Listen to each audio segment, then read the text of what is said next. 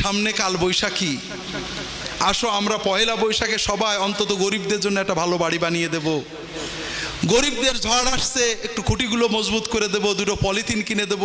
বছরের প্রথম দিন আমরা মানব সেবা দিয়ে, কল্যাণ কর্ম দিয়ে শুরু করবো, যেন পুরো বছর ভালো থাকে। কেউ বলে নাকি?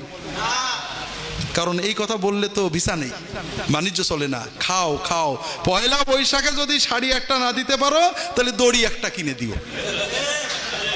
বড় দুঃখ, বর্বরতা, বর্বরতা একেবারে পুরো দেশটাকে বর্বরতায় ভুলে দিয়েছে। বিশ্বাস করেন ভাইরা, কোনো সভ্যতা আর নেই। মানুষকে খাইয়ে দিয়ে ত্যাগ করে, মানুষকে ত্রাণ করে, উদ্ধার করে, মানুষকে পানি থেকে তুলে যে আনন্দ, এটা আমরা আর এখন জানি না। বিশেষ করে যুবকদের বলবো, তোমাদের সামনে জীবনটা বড় কঠিন, কিছু বলার ইচ্ছা ছিল, বলা হলো না। যৌবন মানে অস্থিরতা, গ্রোথ। আর বর্তমানে আন্তর্জাতিক বাণিজ্যিক সাম্রাজ্যবাদ, টাকার যারা কোটি কোটি বিলিয়ন ট্রিলিয়ন টাকার মালিক, যারা মিডিয়ার মালিক, তারা আমাদের রক্ত চুষে আরো টাকা বানাতে চায়। এত শত কোটি ব্যাংকে আছে, তারপরেও লুট করে। এটা একটা রোগ। এই টাকাওয়ালারা যুবকদের, যুবতীদের যৌবনের উচ্ছলতাকে এক্সপ্লয়েট করে। বিশ্ব ভালোবাসা দিবস, অমুক দিবস, তমুক দিবস, পহেলা বৈশাখ, 31 নাইট, এই দিন সেই দিন, অমুক দিয়ে কেন কেন করো, এই করে তাদেরকে এক্সপ্লয়েট করে। ঠিক আছে না? কেউ বলে না ভালোবাসা দিবসে মা বাবাকে ভালোবাসো, বলে নাকি? দেশকে ভালোবাসো বলে না? এইসবে তো আয় হবে না। ওই মেয়েটাকে ভালোবাসো, দুটো টি শার্ট কেনো, দুটো ওকে দাও, মোবাইল কেনো, সিম দাও।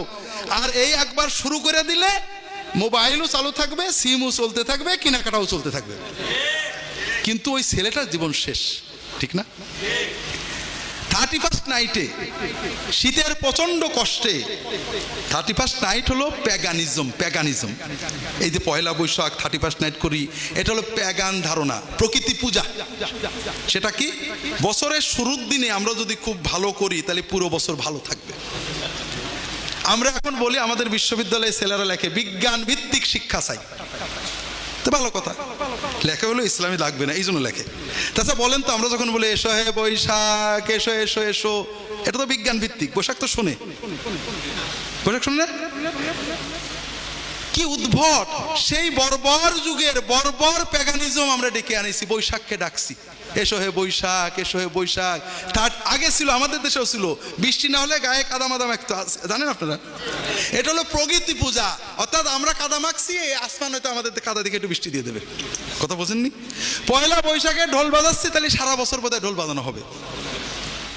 বুঝলাম, কিন্তু পহেলা বৈশাখে, সামনে কাল বৈশাখী, আসো আমরা পয়লা বৈশাখে সবাই অন্তত গরিবদের জন্য একটা ভালো বাড়ি বানিয়ে দেব। গরিবদের ঝড় আসছে, একটু খুঁটিগুলো মজবুত করে দেব, দুটো পলিথিন কিনে দেব। বছরের প্রথম দিন আমরা মানব সেবা দিয়ে, কল্যাণ কর্ম দিয়ে শুরু করবো, যেন পুরো বছর ভালো থাকে। কেউ বলে নাকি?